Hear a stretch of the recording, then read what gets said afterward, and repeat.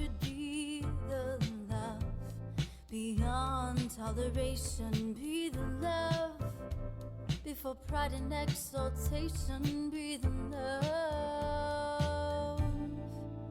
Be the love.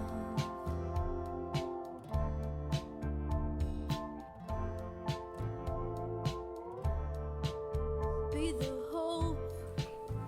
You are listening to Be the Love, transcending through the shadows into a higher state of consciousness. We are souls on the journey, opening up the conversation to heal, awaken, and connect ourselves and the planet to a higher vibration of love frequency. It starts with you. Everything you need is within you. This is your time. I am Stacy Musial. And I am Sam Fernandez, and we are your co-hosts at Be the Love podcast. Thank you for tuning in and ascending with us. Hop on board the Ascension Bus.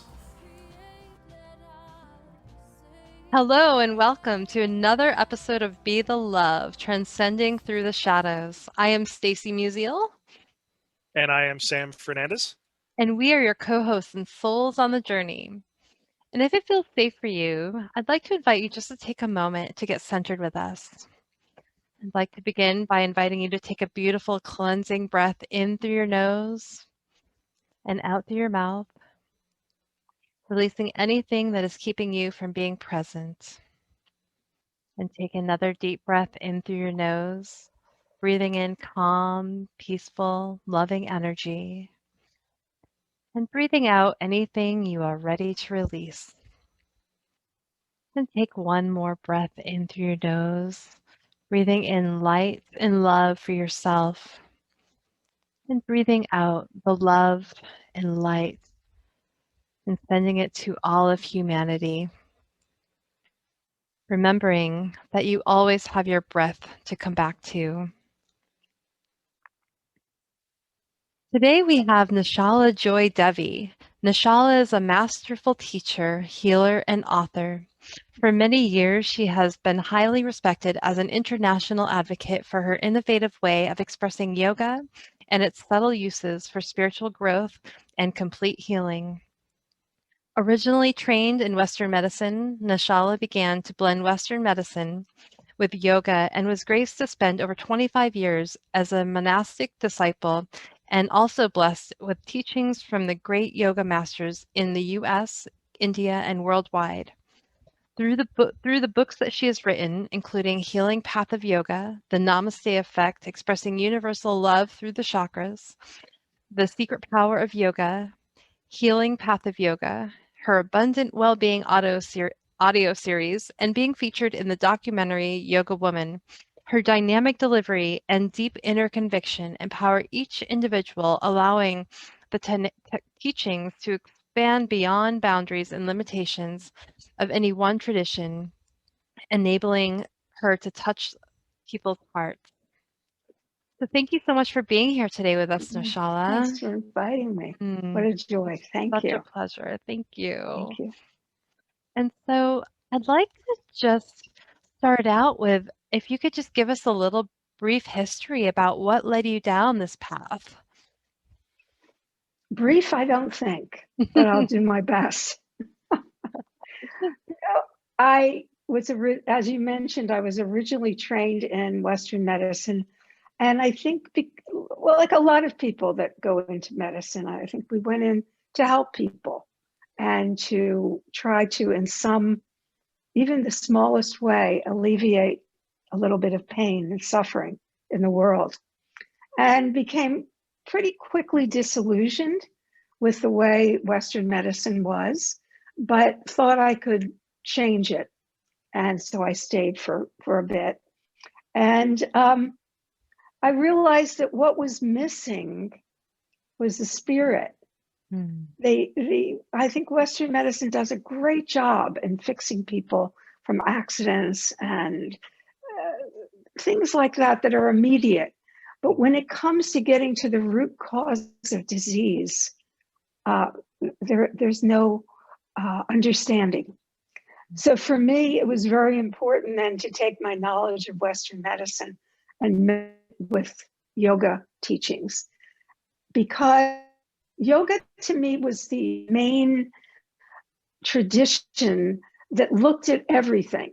It looked at the body, it looked at the mind and emotions, it looked at the spirit. Whereas if we start dissecting them and put one here, one there, and one there, it doesn't work. We're not any one. We're all of them combined. So to me, it didn't seem that it was possible to actually heal either the body or the mind without including the spirit in it. So for me, that's how I started on the path, and then became more and more involved in healing from a spiritual aspect, not from the physical aspect. Yeah.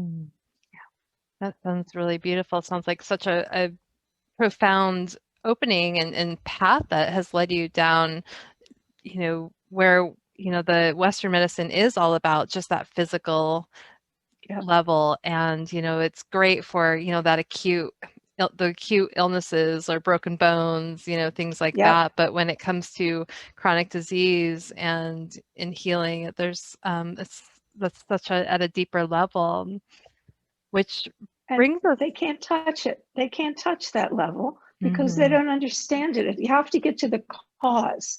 If you go and you say, but why am I getting all these diseases? Why am I getting all these bladder infections? Why am I getting all these sore throats? There's no answer because they don't know. But you have to go back into the root. Otherwise, you continue getting the infections over and over. So I think that it's important to keep the Western medicine. You have to join the two together. And that's what we did in our cardiac study, brought the two together. And when we did, we found that people healed. And at that point, what modalities were you drawn to that were helping people to heal? Well, our study drew on 4 different types of modalities. One was how people ate, and the other was moving the body somewhat into getting it into a rhythmical move. And of course, there was also the talking about your feelings. You had to talk, you had to express. How do you feel? What? It's not a good or bad, it's just how you feel. And then the 4th, which I was mostly involved, was the yoga component, where we did both physical postures, breathing, deep relaxation, meditation, and we created an image of what people wanted in their lives, an imagery.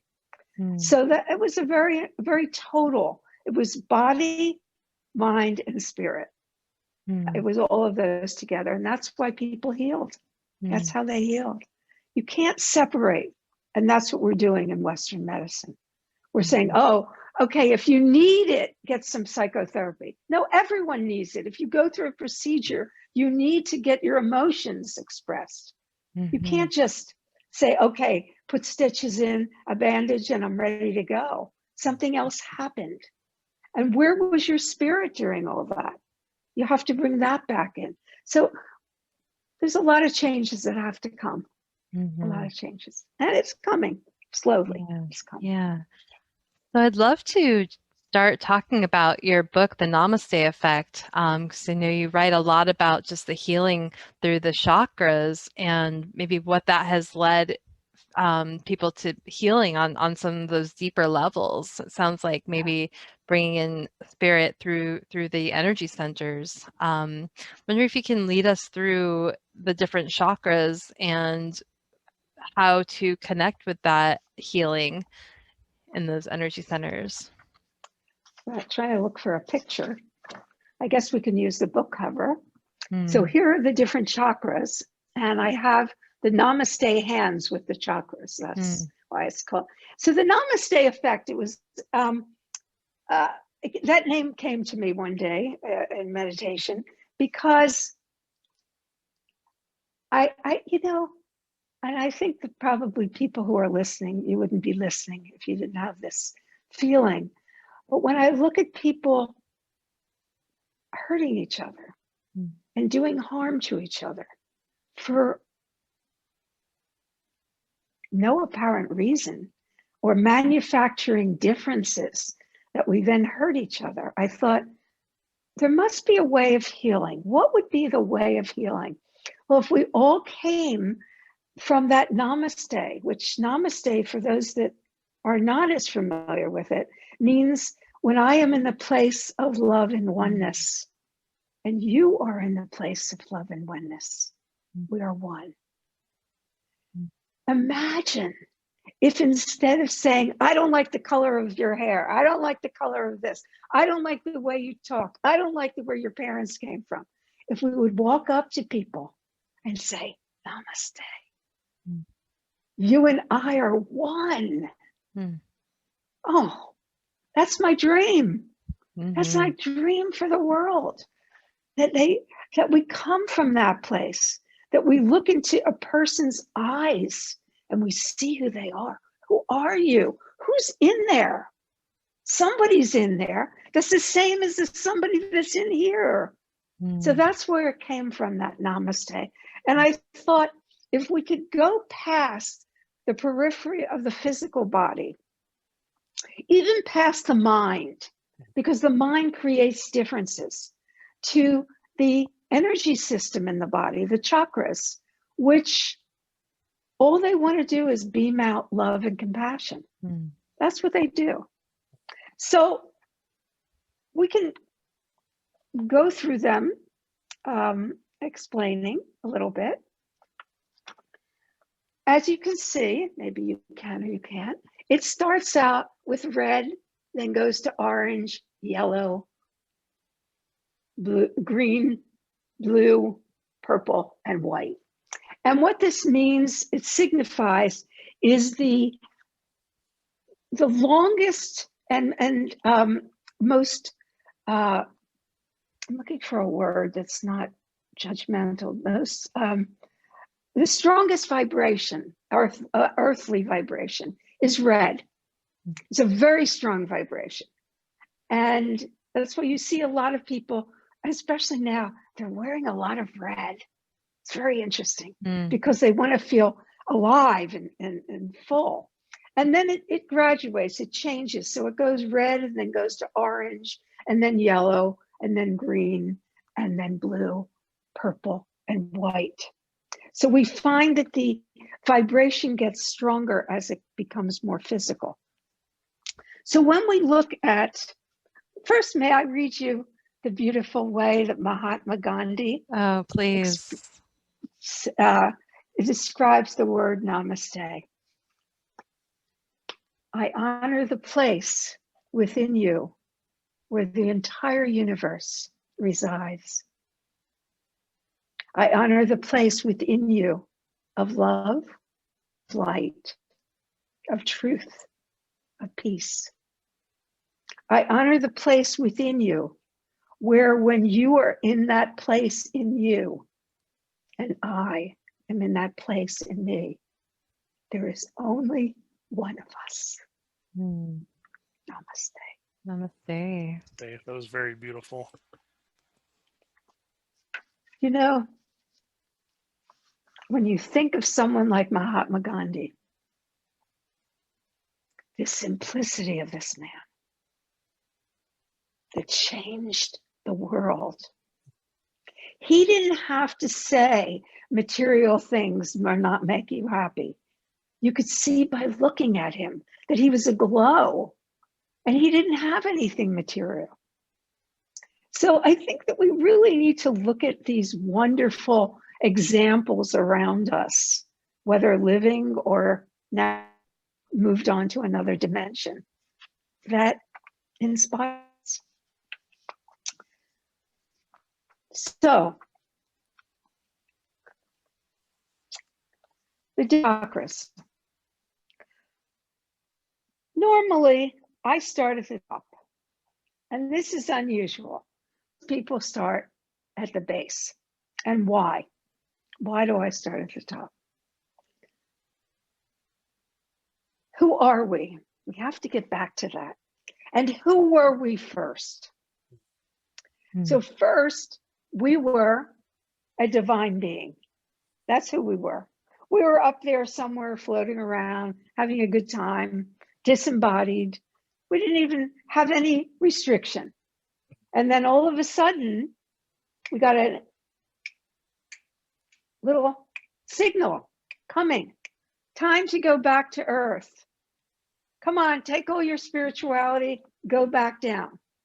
And where then do we come in when a body is being made for us? We come in through the top of the head. And we enter the world with the top of our head. The message is, I am a spiritual divine being, and that's how I'm coming in. Head first. And not just head first, but our whole crown is wide open so that the light keeps beaming in. So this is why I honor this chakra first and foremost. It's the primary chakra. And then from there, it begins to move down until we are finally fully human, as well as fully divine at the same time. So chapter 7, or the Sahasrara chakra, signifies oneness. That's what it means. This is oneness. We are one with everything. When I am in the place of love and oneness, I am one with everything. And we talk about the Sahasrara chakra propels us through the earth's portal to the heavens and beyond. It draws energy from the universe and infuses our being on a continuous basis through the knowledge that we are one. So what this means, because one of the things I love about the yoga practices, talking about yoga as a whole, I'm not talking about yoga as a physical practice, small part of yoga, is that it's not only encompassing to everyone, but it also is a little bit burdensome. Now, what do I mean by that? You can't just sit there and it be done to you. You have to do something. So if you hear this, you start to think, wow, I have a responsibility. I have to keep remembering who I am. Otherwise, I'm going to forget. And unfortunately, most of us have. So this is an opalescent white color. And from here, the different rays start to come. And the first one that comes next comes to this point right here that we often call as the third eye. It's called as the Ajna chakra, the chakra of wisdom and knowledge. When I am in the place of love and oneness, I know everything. This is the chakra that knows. No doubt, no question, this knows. It's the eye of wisdom knows. The Ajna chakra offers us a connection to the heavens. This rarefied Ajna chakra, or the eye of wisdom, gives us insight and knowledge beyond the common comprehension, allowing us to know everything. Beautiful violet color coming out of the third eye. A lot of people meditate in those places, and they're drawn to that. They're drawn to have that meditation. Is there and as it continues, go ahead, please. Sorry, go ahead. Is there certain exercises that you do at certain chakras to open it, like to open up the third eye? Is there? You can't really open it, but what you can do is feed it the right kind of information and spiritual food that allows it to start to open. Yeah, and it's all in the book. Yeah. I mean, I don't know how much time we have, but there's practices, because if we don't practice, knowledge just becomes like a puff of smoke. It just goes away. Sure. We need to harness it and practice it. We move then to the next chakra, the Vishuddha, the throat. Understanding and higher communication. Oops, sorry, I'm trying to see where this the camera is here. When I am in the place of love and oneness, I feel compassion and love. Oops, sorry, it's ahead. When I'm in the place of love and oneness, I understand everything. This is the Vishuddha. This is the chakra of understanding.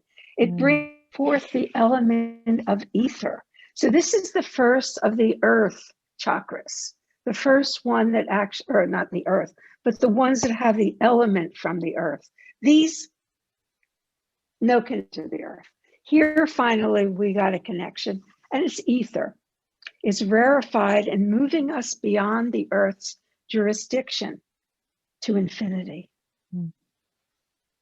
We are infused with the ability to understand that which the ordinary mind often does not. That's the Vishuddha. So if you really want to understand something, this is the chakra. And the color is blue, and they talk about it blue like the infinity of the sky, that kind of blue. There's no boundary to it. There's no boundary to what we can understand. Matter of fact, in the Vedas, it has a beautiful quote, and it says, by understanding the one, you understand everything. Right? And that's, I think, a really important thing, because we run around trying to understand this and that and the other thing. If you sit, you understand everything, you know everything. And that's very powerful. Beautiful.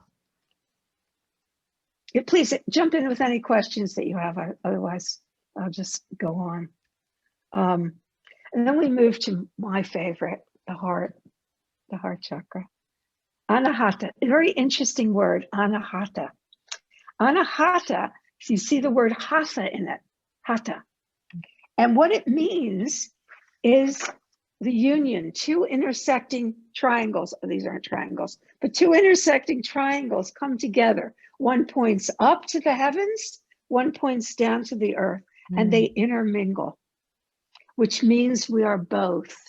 And when it comes together at the heart, both our divinity and our humanity comes together. So when we express anything from the heart, it says this union.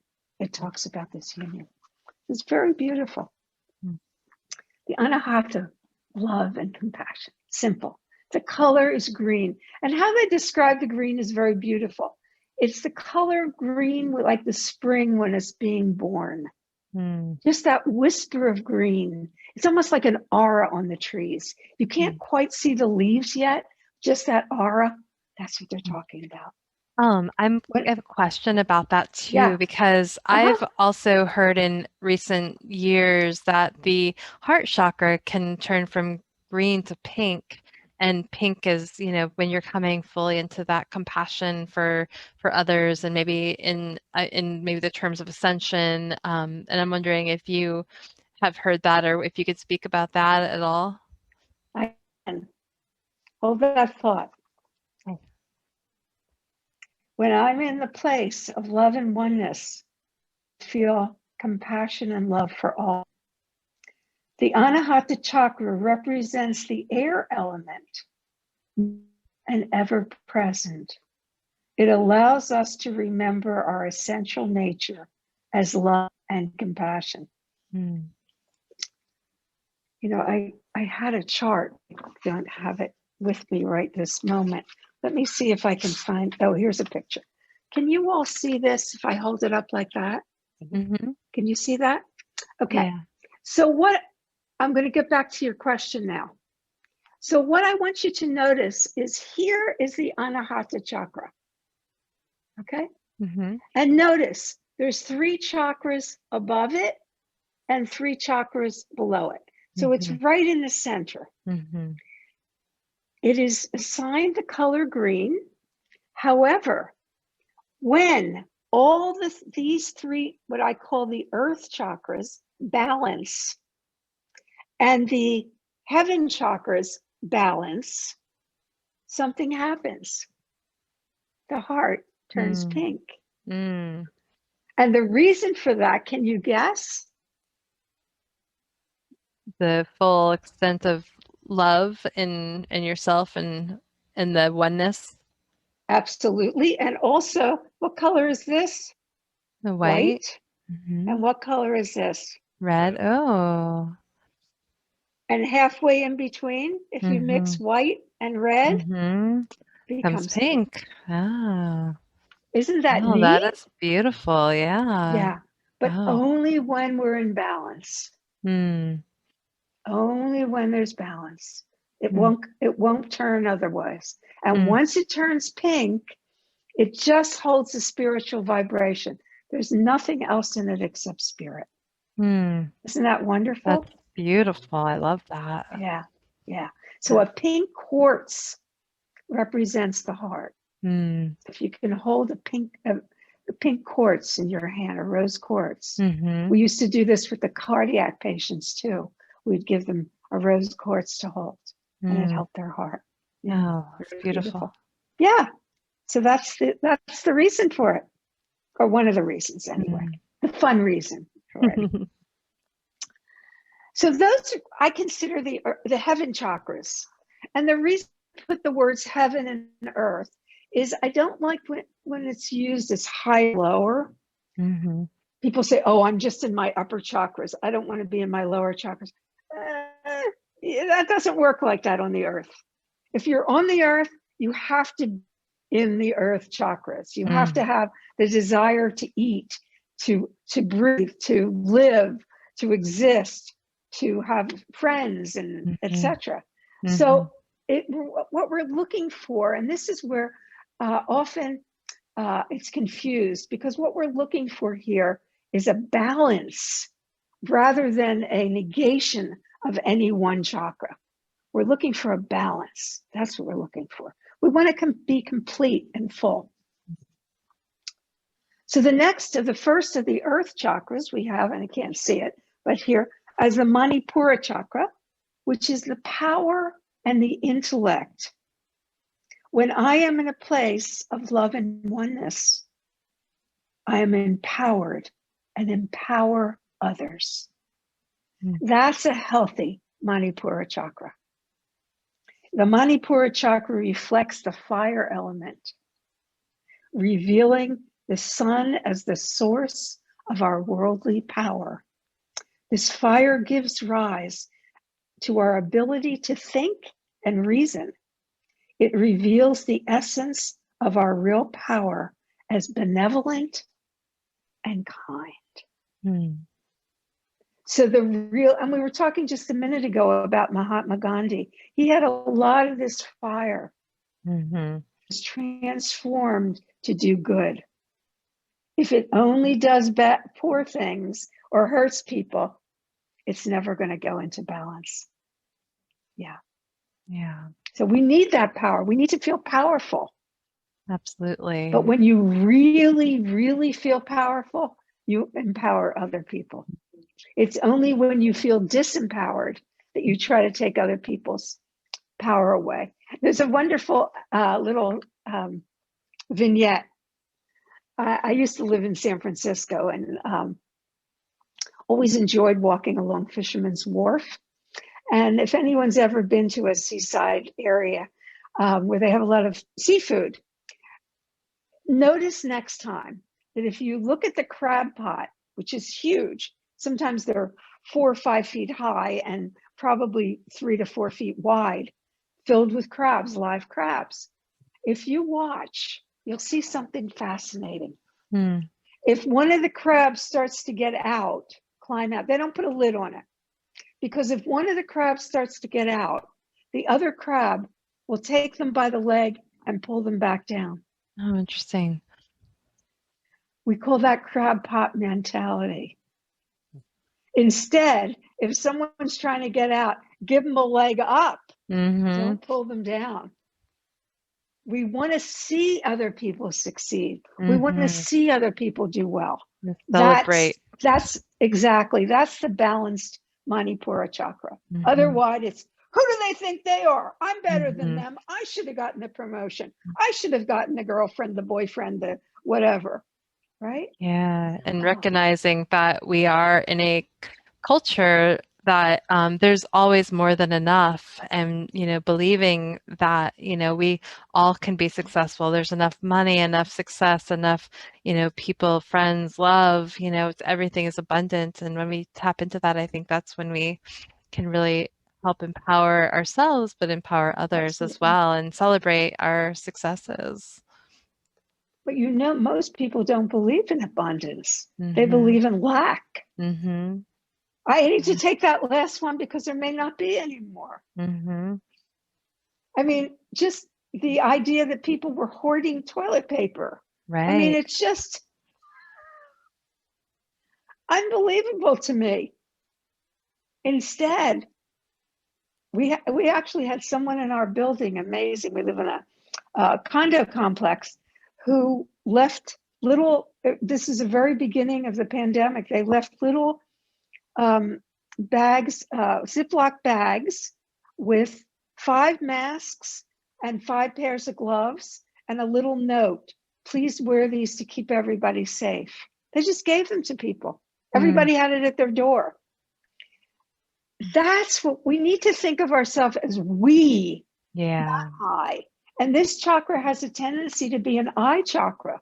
It's all about me. So we have to really get to the essence of it and realize it can't be just about me. Because if I'm unhappy, other people will be unhappy.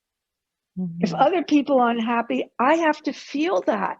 I know that I feel their unhappiness. So this is the way we have to change. We have to really understand the power that we have. Even in saying good morning to someone with a smile, picks up their day. It may be the only thing someone says that's nice to them all day. Right? Absolutely. There's so much, and that idea, or that, community and unity. There's, when we become, focused on community, there is more unity and that oneness. And then, I'm sure we'll talk about the feeling of belonging, which is a really huge thing, that comes from that place of empowerment as well. And we all need to belong. We all need to feel useful and that we belong. And can I tell you just a little story? Absolutely. Very Please sweet. do. There was I'm a big fan, as many people are, of Mother Teresa of Calcutta, who, I don't know if she's sainted yet, but she's close. In my heart, she's sainted. Whether the Catholic Church did it or not, I don't know. But there was one of the nuns in her organization was very ill and had been ill for a long time. And all she could do was lay in bed. That was her. She was that sick. And one day Mother Teresa came in to see her, and she said, "How are you today?" And she said, Mother, she said, "I've been laying here for so long." She said, "I think it's time for me to just die." And Mother Teresa said, "Well, why would you say that?" And she said, "Well, I'm not being useful. I'm taking up food and a space to sleep and the air to breathe, and I'm not doing anything. You all are out serving constantly. And it makes me feel really sad." And Mother Teresa sat up straight. She looked at her and she said, "What are you doing while you're lying in bed?" She said, "Well, I'm praying." Mother Teresa said, "For whom are you praying?" She said, "For all of you that are out working." And she said, Mother Teresa said, "That's how we can do the work we do. Because there's people like you generating prayers and energy and sending it to us." That's beautiful. This is what we can do. Even if we think I'm helpless, there's nothing I can do. You can always send out good thoughts and prayers. And don't feel that that's not enough. Sometimes that's the best thing somebody can do. Absolutely. And I love that, the point that you just made, because, we are talking about, the solar plexus chakra, and you were saying, it can be a very selfish chakra, but there's also, guilt is just as selfish as, taking too much, taking too much, and also feeling guilty of taking anything at all. It's still, I don't want to say negative, but, a darker side of selfishness. And I think that gets missed on a lot of people, me included, that, if I say, like you said, I don't want to take the last, piece of bread, or I don't want, because what if there is no more, and you think you're doing something good, but like you said, if you do really believe and embrace the abundance, well, now if you're hungry and there's one last piece of bread, you feel confident enough to take that bread because more is on the way, and it's the same thing for spiritual growth. And for me anyway, I do struggle with taking care of me, taking care of me. I'm kind of one of those people that, you're really good giving advice, but you don't take your own advice, that kind of thing, right?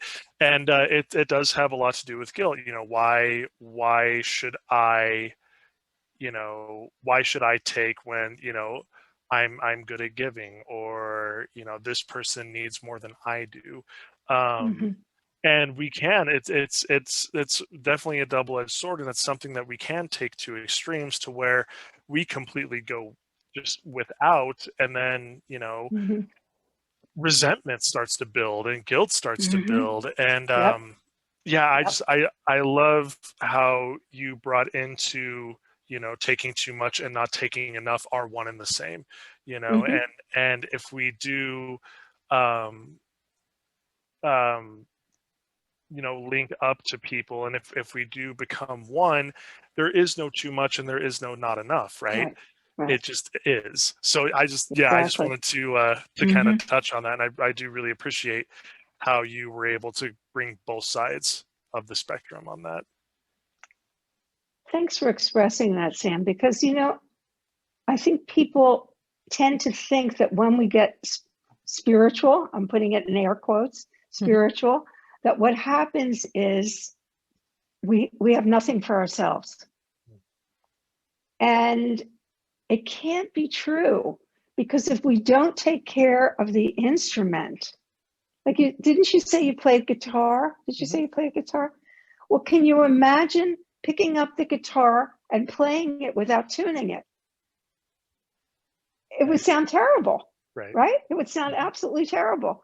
So if we don't take care of the instrument, that's our bodies and minds, and then we try to play that in the world, it sounds terrible. And we do start to resent. Well, how come they got it? I was praying for them, and now they got better, and then they're off to have a good vacation, and I'm at home still, right?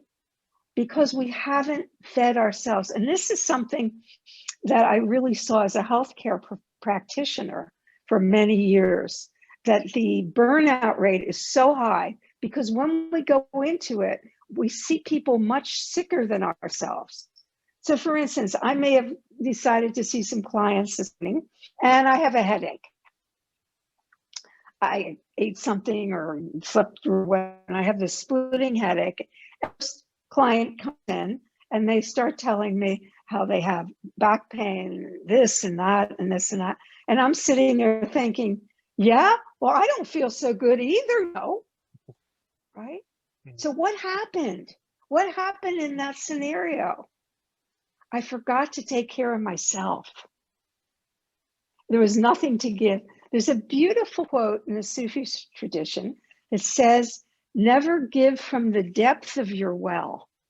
only from the overflow. Mm. And I think that says it all. If you're not full and you try to give, it looks strained. And then you lose your temper, or you say, oh yeah, well, what about me? I don't feel so good either. Or, well, you know, I'm sitting here listening to your problems. Who listens to my problems, right? It's because we're not fulfilled. We're not full.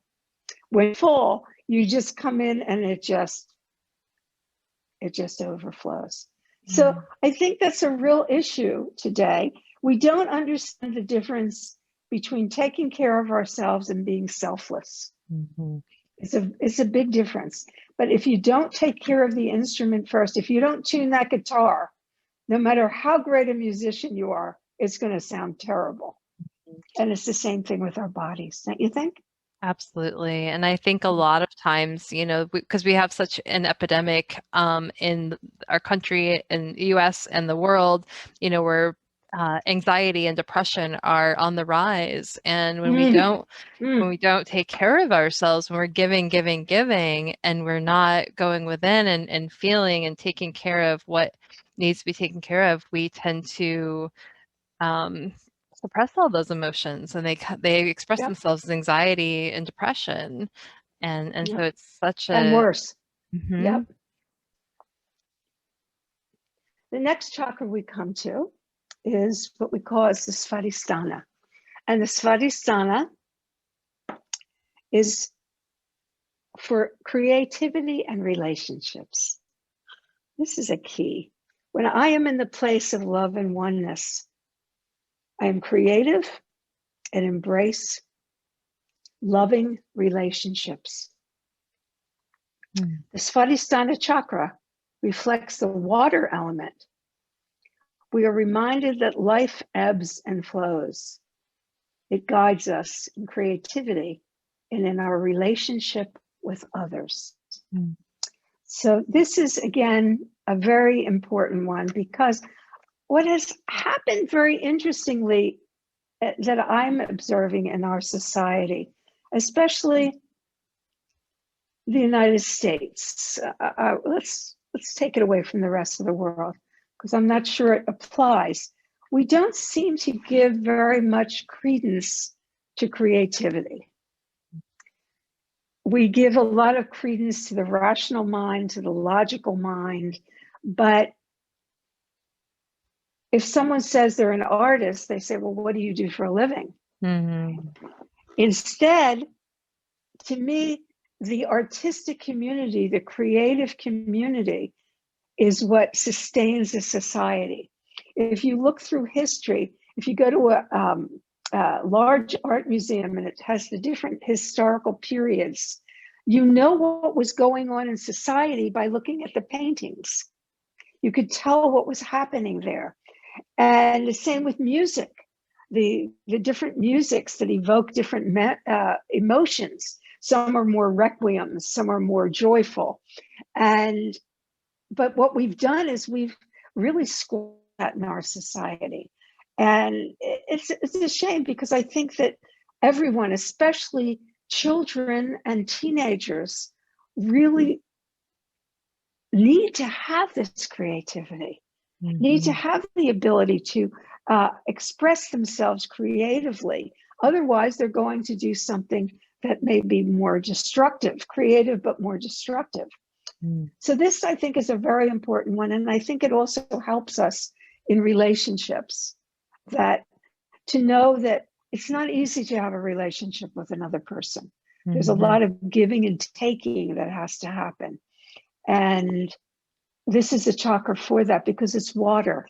It's a ebbing and flowing. It's a constant movement of energy. Water doesn't like to be still. It likes to flow.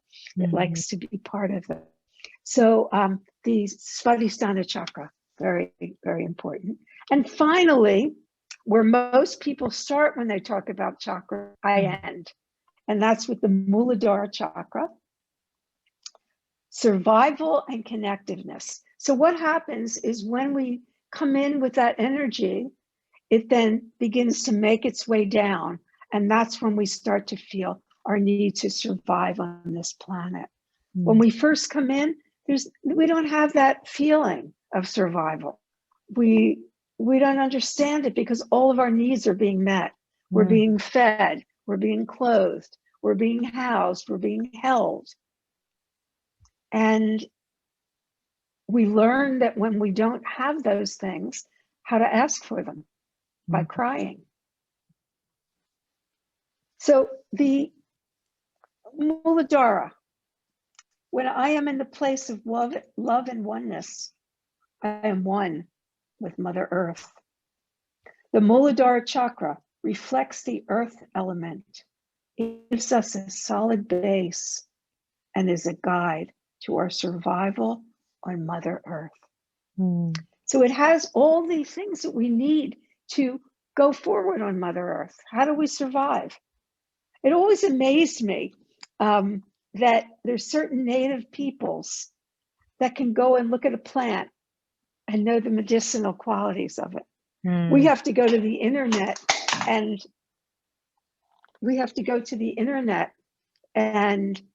look it up. To them, the plants give them the information that they then use to heal people. So we have to really go back into the simplicity of who we are so we can live fully from the spirit as well as the human perspective.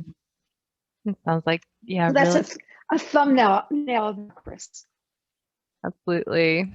And just connecting back to who we really are. And, you know, because when we do that, then we can do that healing work and use the chakra, tap into the energy of the chakras to truly heal and, you know, become not only one within ourselves, but one, you know, within the universe.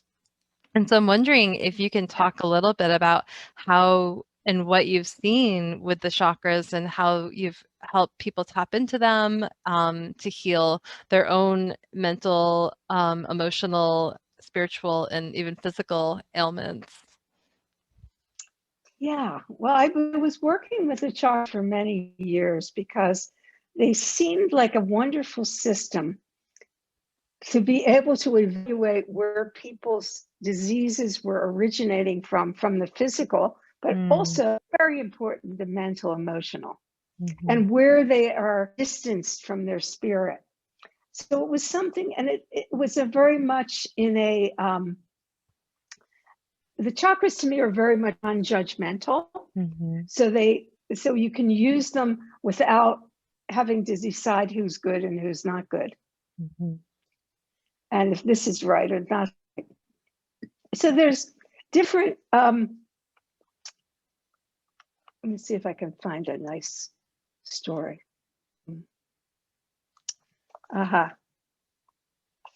So do you want something specific for healing?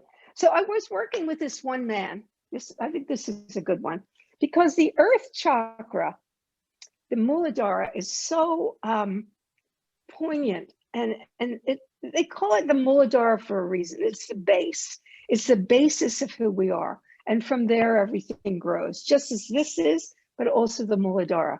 So this one young man came to me, actually with his mother. He came to take a seminar, and he had very, very severe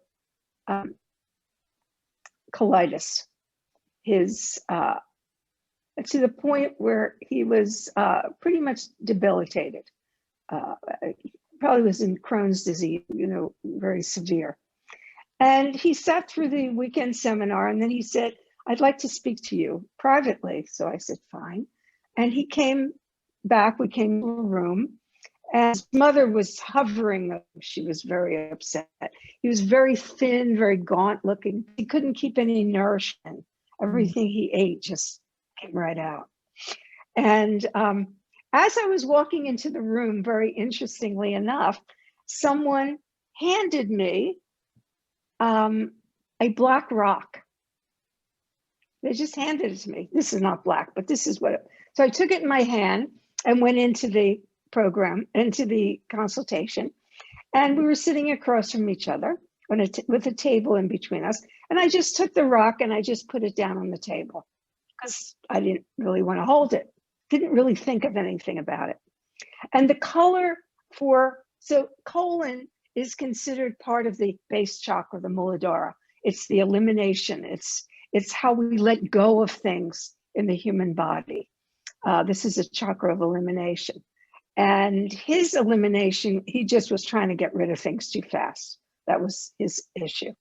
And so we sat and we talked, and he was a little bit reticent. He was a little bit shy of talking. Wasn't that kind of person, very private.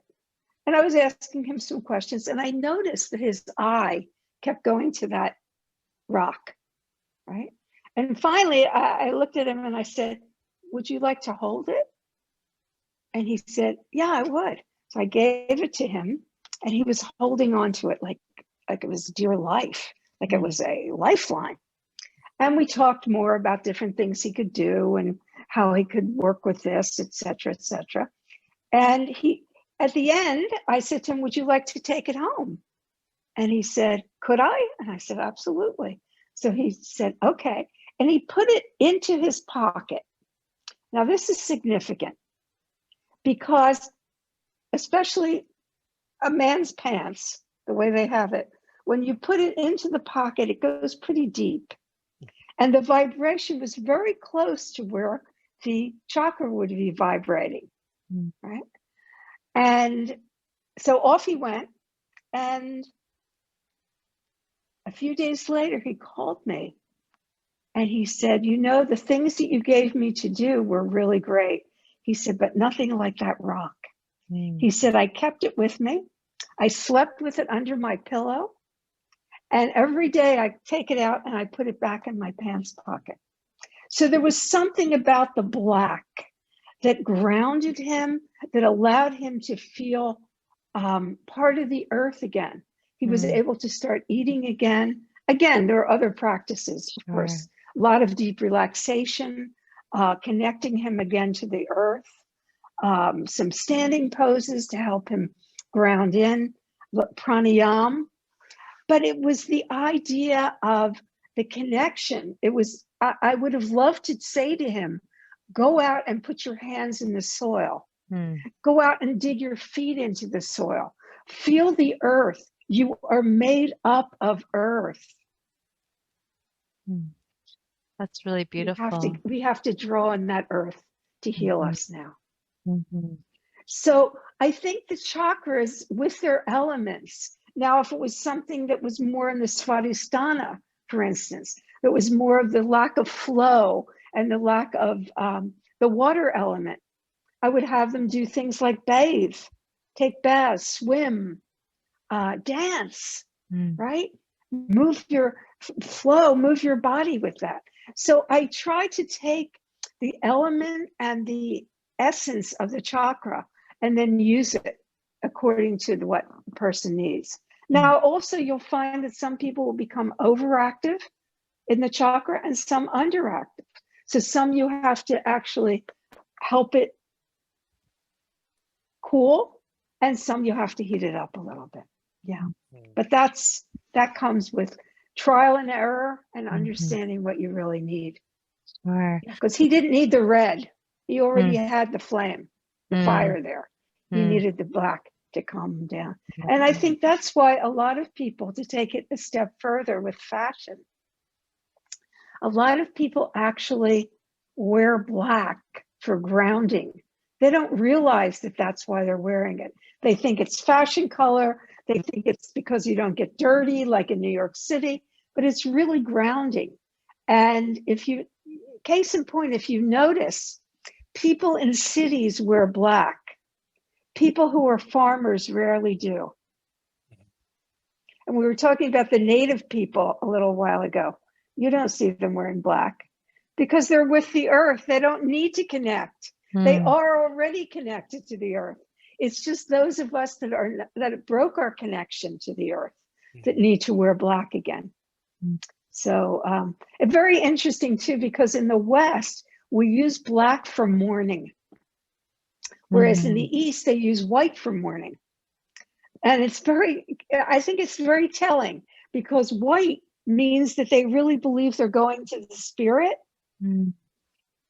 When you wear black, it means you're being put either in the ash or in the ground. Mm. So one believes in going onward and one believes that that's the end. And we wear the color. We don't even realize it. And this is really a sweet little story. The idea of the little black dress that people wear to cocktail parties and things like that, it was designed by a very amazing woman, Coco Chanel. She was an absolutely amazing human and designer both. And she actually helped women merge between the home and the fancy dresses and the workplace clothes. And she made it so it was compatible. And so one of the things that she did is she would design these beautiful clothes. And she had a partner, a lover, that she was so enmeshed with and so close with. And something happened. He died fairly suddenly. And she was still a young woman. And in that, she just put on black and closed up her doors and windows, and that was it. She stayed by herself. And within a few months, her friends came to her and they said, look, this is not good. You're a young woman. I understand your loss, but you still have to be in society. You know, it has to go, life has to go on. And they said, look, there's a nice party. It's small, just a group of people that you know that's happening next week. Please come. And she said, I can't go because I don't have anything to wear. I'm just wearing black. And they said, well, design yourself a beautiful black cocktail dress that you can wear to the party. And that's how the little black dress came in. It's actually a dress of mourning. Oh, which is very interesting. Isn't that fascinating? Very interesting, because I think, you know, we do things in the Western culture and we don't realize why. Exactly. And we just continue to do them without questioning that. Yep. And this is something that we have to question all the time. Because to do something and not understand the energy behind it, we have to realize that when we do it, we get the energy behind it, whether we know it or not. So this is a very, very poignant point, I think, for that. And I think of that a lot when I go to weddings or joyous occasions and I see people wearing black and I think, no, that's not the color of joy. Black is not the color of joy. Yeah. And I'm wondering if you could touch on a little bit. I'm just, you know, would love to hear your thoughts around, like, because, you know, we're all about being the love on this podcast and just sharing, being love and, you know, transcending through the shadow. And with that concept of oneness, you know, sometimes it can be intellectualized, but, you know, to fully embody that, can you kind of talk a little bit about the, you know, universal love or oneness and beyond the ego, what that feels like and how we can fully embody that and truly tap into that place? Oh boy. Well, it has to start with us. How you treat yourself is very, very important. And it's not about money. It's not about anything that is material. It's how do you speak about yourself? Do you speak about yourself nicely when you talk about yourself? Or do you say, you know, I did this really stupid thing last week? Right? So if you're going to say that about you, imagine how you're going to talk about someone else. Instead, be compassionate. I did this. I really wasn't thinking. I don't know what happened, but you know, these things happen. Everybody makes a mistake and we just have to go on with it. That's the start. That's the beginning of how we treat others. If you don't have love and compassion for yourself, you can't have it for others. So beginning with that, and then realizing that you deserve something nice. Mm. Even if it's a bubble bath, even if it's a cool drink of water, it doesn't have to be expensive or fancy. Are you taking the time to really honor yourself in that way? Do you cook yourself? I hear people say, oh, I live by myself. I never cook because it's just me. No, it's not just you. It's you. Pretend that you're cooking a grand feast for somebody else if that's what you have to do. We had some friends over for dinner and they said, oh, you're lighting candles for dinner. I said, we light candles for dinner every night, even if we have burgers for dinner or oatmeal for dinner, we still light the candles because it changes everything. So starting out with that, and then pick people that it's easy, nice to first. That's what I would, don't go for the hard ones yet. Pick the ones that are easy. Oh, she's easy to love. He's easy to love. Okay, I'm going to love. And I'm going to see how much I can love them. And then you start expanding outward. Well, that person just fell. I'm going to go over to them. I don't think medical, but I could at least say to them, are you okay? Should I call somebody? How can I help? So you start to expand out slowly, because if you wake up tomorrow morning and you make a commitment that I'm going to love everybody in the world today, it's probably going to fail within the first 5 minutes of making that conviction. I say start slow. Be kind to yourself. When you brush your hair, brush gently. When you make the bed, fluff the pillow. You know that when you come in the night to go to sleep, there's a good vibration in that pillow. And then you see that with someone else. And maybe, I love these stories here. And there was one not long ago that happened on the New Jersey Turnpike. Someone was paying the toll and they said, oh, pay for the car in back of me, right? And it started a chain that went on for 2.5 hours. Why? Because it feels so good to do that. So what is it, 75 cents or $1? Just pay for them. And the toll taker was astounded. They had never seen anything like that for such a long period of time. So that's how we begin. It's small things that we do. It's, love and compassion is not trite, and it's not for a few. Everyone has that capacity. Absolutely. Everyone has that capacity. I was writing in my new book, and I just came across it was actually a true story, and it touched me so deeply. It was about a woman riding on the New York subway, and she was tired. She had worked all day. She was on her feet all day and she was tired. She wanted to get home, and she was dreaming about taking a warm bath. And, and this little girl came up and she said to her, hello. And she said, oh, hello. How are you? She's good. And she said to the little girl, I bet you want to go home too, don't you? She said, yeah. And she said, you want to go home and get into your pajamas and get into bed? The little girl looked at her. What do you mean? What are pajamas?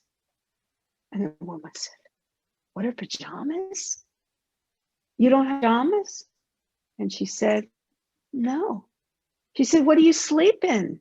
She said, I just take off my clothes and get into bed with the underwear that I had on that day. And then she observed the little girl, and she saw their clothes were tattered and smudged all over.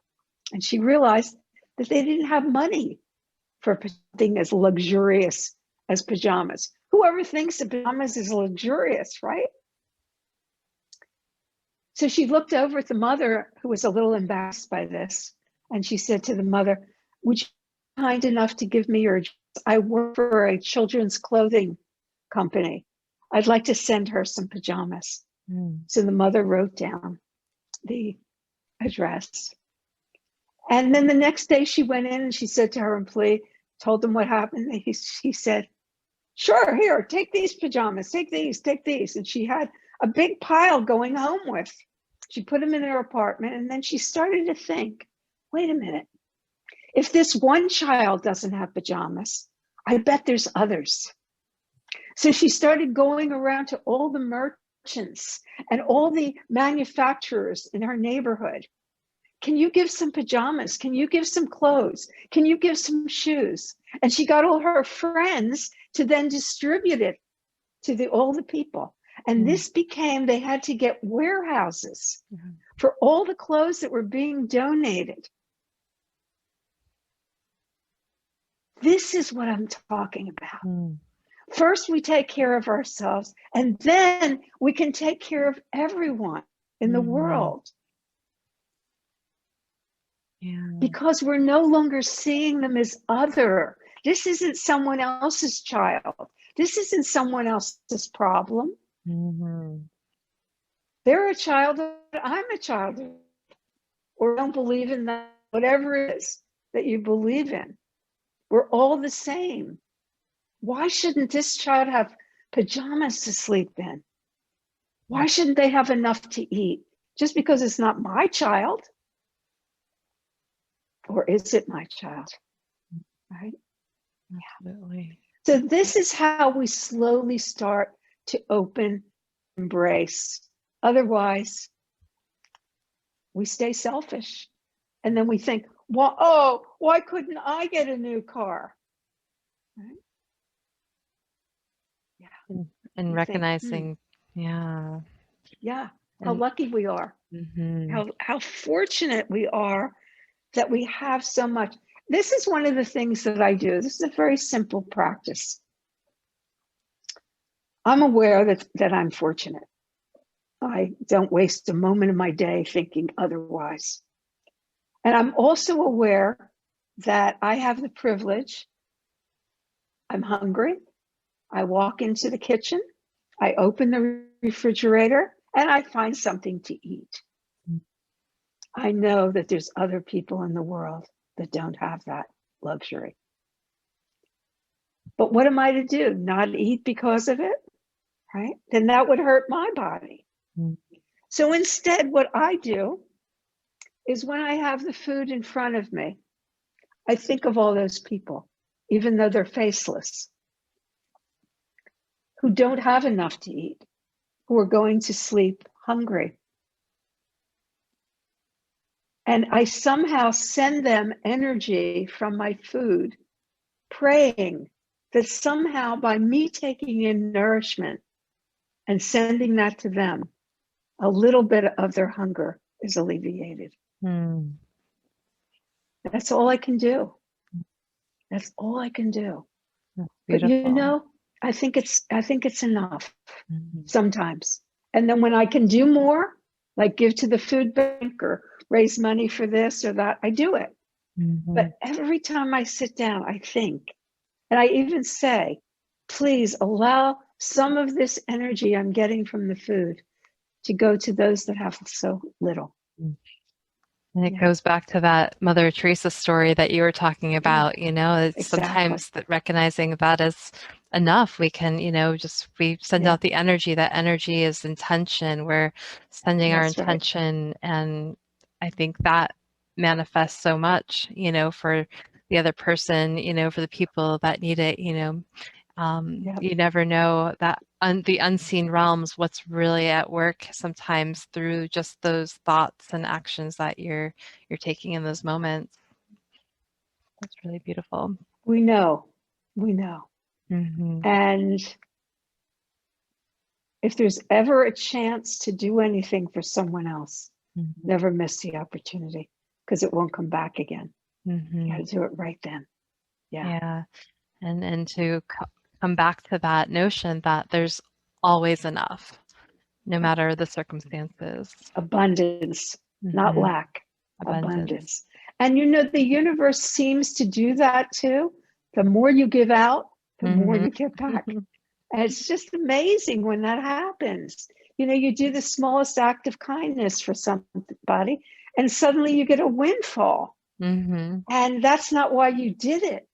But what it shows is that you take one step and the universe takes 12 steps towards you, Mm-hmm. because they know that this is a generous person. Mm-hmm. And if I take care of them, they will give to other people too. Yeah. I've seen that as well. It's just this boomerang effect. You can It's donate amazing. or give and in these ways, and then, next day it's like you've got that double back, whatever Yep. it was, or, giving someone your time, you get that time back in some way, as Yep. it's, so whatever it is, no matter how you can give in that moment, it's, yeah, it comes back to you always. I think we're always provided for. But Always. yeah, and then, You but know, go ahead. I was just gonna say too, how it, that comes back to that root chakra and feeling that safety in the world too. And so really working, I know I've done a lot of work on my own chakras over the years, and that root chakra has always been like one that I have to come back to, and just to feel that groundedness. And once I feel that groundedness, that connectedness, the feeling of belonging, the feeling of safety, that my my needs are provided for, I feel the universe coming in like in amazing capacities, the more I stay balanced in those. So And that's what gives you the strength to continue. mm-hmm, That's what I think we have to realize. It's a connection. It's mm-hmm, not that we do something and it stops and then we do mm-hmm, something else. There's a continuum. And the more that we find that we have the energy to give to others, the most powerful. What I was looking for here, can I read you this little quote? This is one of my favorite quotes please. from Maya Angelou, right? Maya Angelou. Since time is one immaterial object which we cannot influence, neither speed up or slow down, add to or diminish, it is an imponderable, valuable gift. Each of us has a few minutes a day or a few hours a week, which we could donate to an old folks' home or children's hospital ward. The elderly, whose pillows we plumped or whose water pitchers we refill, may or may not thank us for our gift. But the gift is upholding the foundation of the universe. Mm, Children to whom we read simple stories may or may not show gratitude, but each boon we give strengthens the pillars of the world. mm, that is beautiful. So you might I not carry receive. that in my phone because I need to see it on occasions. Mm, Can you imagine doing a simple thing that's the foundation of the universe? mm-hmm, It's just, nothing is lost mm-hmm, that we do good or not. mm-hmm, It's all a balance. And absolutely. I really enjoyed that quote you just read, and just made me think. And when you were talking about how every time you eat something, you set an intention to have that good nourishing energy be sent to people that are without. Yeah. That's a very nonlinear way of thinking, right? And that's and you were talking about in the Maya Angelou quote, how we cannot slow down and we cannot speed up time. And I know there are people, and I've been one of these people too, that okay, I don't have enough time to volunteer, I don't have enough time to meditate, I don't have enough time to do yoga. But if we stop thinking in a linear way, That's right. we get all that back. Like you and Stacy were talking about, with donating to charities, or giving a couple bucks to the homeless person on the corner, or giving money to a food bank, or you giving your time. That's right. That comes back to you if you don't think of it as a linear thing, you know, or if you're not, okay, well, when's my stuff coming? When's my stuff coming? You think about when my stuff is coming, odds are you missed it already, you know. Exactly. But I just love I love talking about like energy and how, you know, energy, it's constant, and it's you know, it's what we are made of. It's eternal, you know. And being able to send that good energy anywhere in the universe, anywhere in the universe. And I just think that's really amazing. And I've never, you know, I've heard of people, you know, praying over their food, or you know, thanking God for their food. And but you know, just sending that good energy out, you know, Yeah. when I eat, maybe somebody will be less hungry. I just think that was really amazing to me. And yeah, it just made me think that, you know, if we don't think of it in a linear way, then we Mhm. don't lose anything. Mhm. So Absolutely. Absolutely. You put it very beautifully. Thank you. It's the more we send out, the more we get. Mhm. And the more, not only the more we get, but the more expanded we are. Mm. We realize that it's not a limited amount of energy. I don't have to be afraid to give you energy that I won't have enough, because what I find is the more I give, it just keeps going. Whoa, it just seems to go in, and it kind of keeps going. And that's the miracle to me. And that tells me that we are all one. That shows that, because if my energy, that I say my energy, is the same as your energy, it's just the energy. We're all one. We can't be Yeah. any different. Right. It's just the outside facade that we relate to instead of the essence of who we are. And if we don't start relating to our essence, we're not going to be here very much longer. We really need to start getting this together, because if we don't start loving people really soon, we can see the destruction that it does. Absolutely. And that's why, for me, writing a book about love and healing was so important. Absolutely. And the Namaste Effect. Yeah. Such a Yeah. beautiful, And beautiful. it was funny during the beginning of the pandemic, when we weren't allowed to touch anybody. So you couldn't shake hands anymore, you couldn't hug. And I said, but we still have Namaste. You can do that, right? Yes. Absolutely. So speaking of, that love, that oneness, and just like creating that love, I'm wondering if you could take us through a meditation or exercise for our listeners. I know you mentioned maybe doing something around the heart chakra. That would be That'd be great. beautiful. Yeah. So everybody just get comfortable. I'm going to read you a bedtime story. And just whatever that means, whether you're sitting or lying down, whatever it means for you, just become comfortable.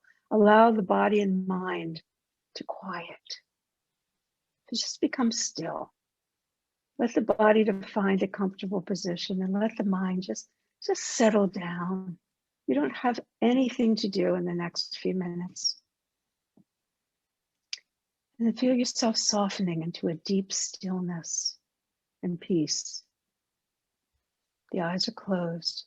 Take in a few deep breaths and let them out very slowly.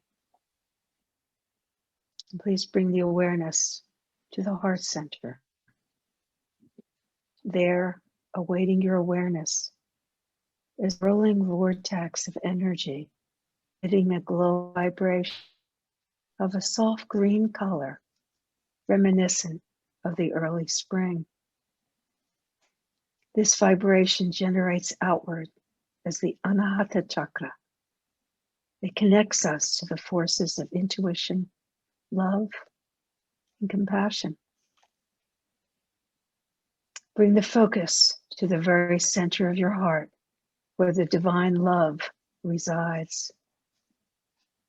Observe when the heart beats, love flows outward. As the heart rests, love flows back to the heart.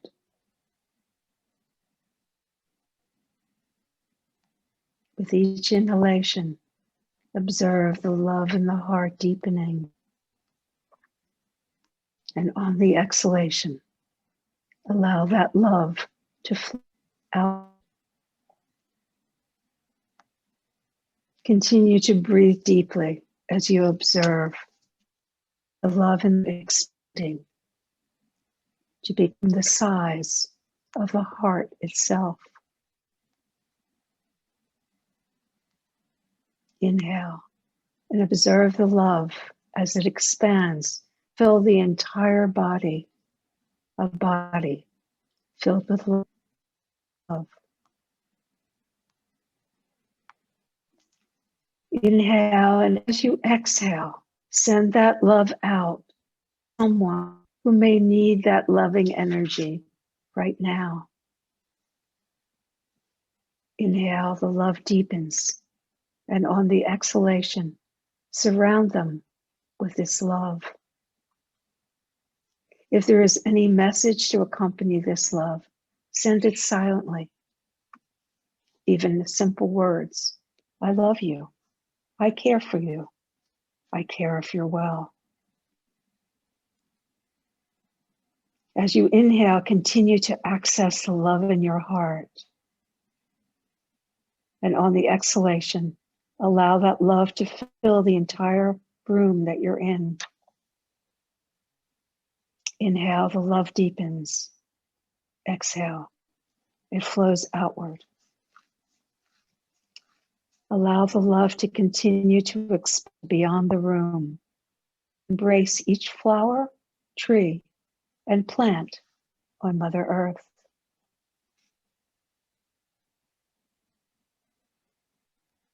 Continue to expand the love in your heart to all the animals.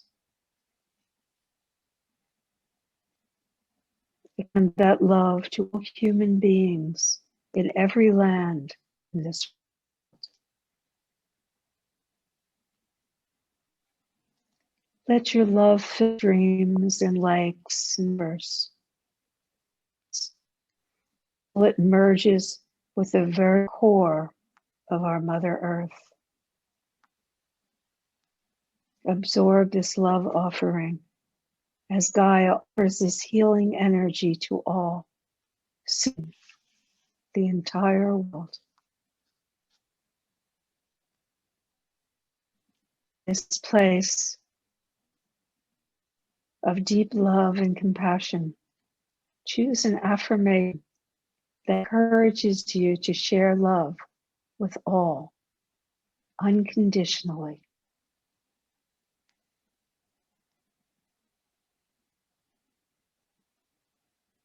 It could be simple, just when I am in the place of love and oneness, I feel love for all. Or anything that comes to your heart that expresses those feelings. Use it daily or anytime you wish to initiate a heart opening.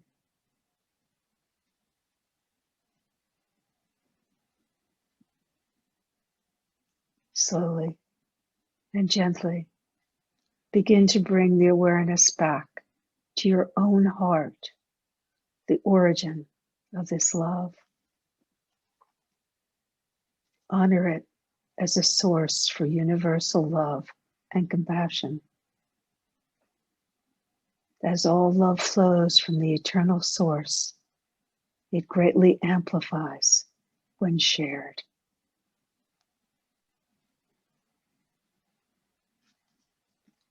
Namaste.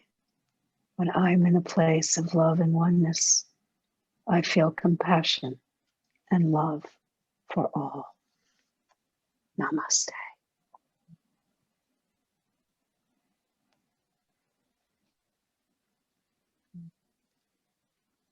Namaste. Namaste. Thank you. That was absolutely beautiful.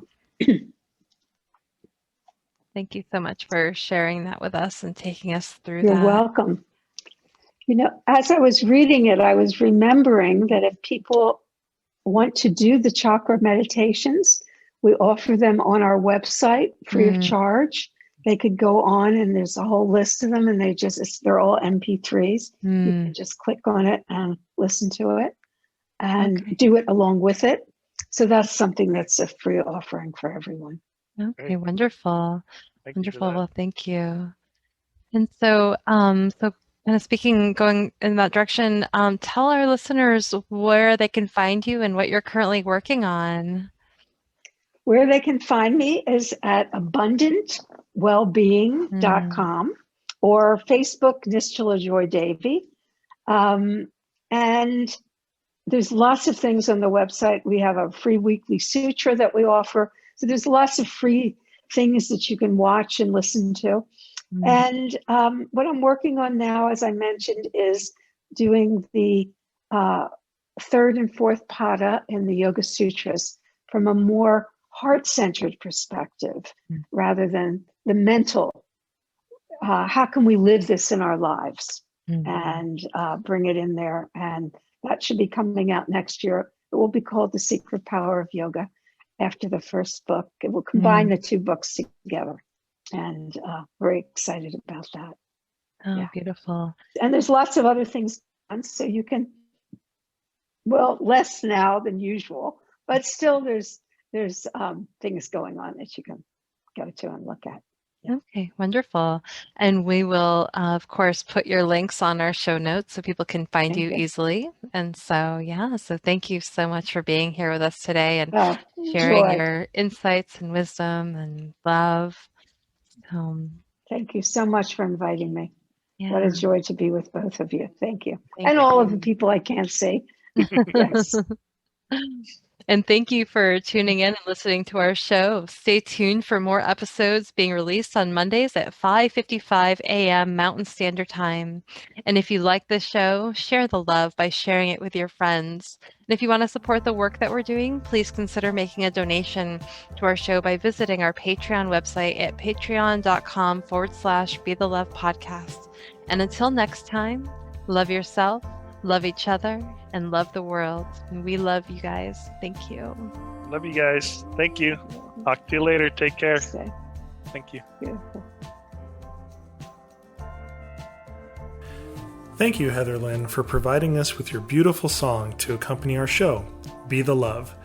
If you would like to learn more about Heather Lynn and her music, please visit her website at heatherlynnmusic.com. And thank you, Chrissy Grace at Leading Edge Productions for the beautiful design and graphics. And thank you for tuning in. And until next time, we are souls on the journey. And thank you for hopping on the Ascension bus with us. And remember, there is always a seat for you.